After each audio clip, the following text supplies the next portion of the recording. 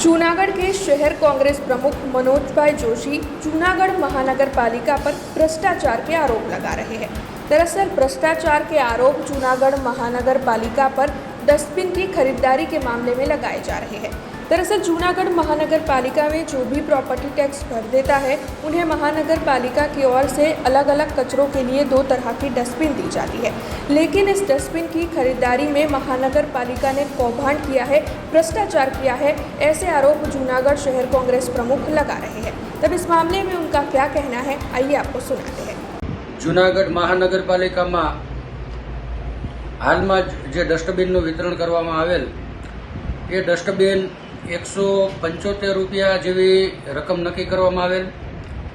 આ ડસ્ટબિન બજારમાં 125 થી 135 ની કિંમતે મળે છે।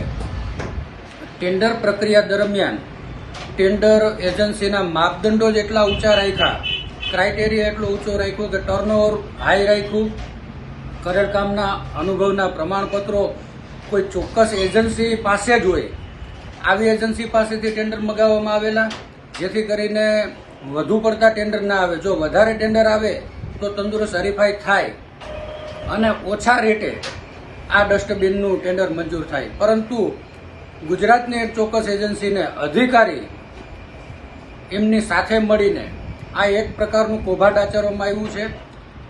આના વિરુદ્ધમાં શહેર કોંગ્રેસ સમિતિ કમિશનર શ્રી અને શહેરી વિકાસ મંત્રાલય કે જે ખુદ મુખ્યમંત્રી શ્રી સંભાળે એમને ટૂંક સમયમાં રજૂઆત કરવામાં આવશે કે આની વિજિલન્સ તપાસ થાય અને આમાં જે ભ્રષ્ટાચાર થયો એ ભ્રષ્ટાચારમાં જે દોષિત છે એને સજા મળે।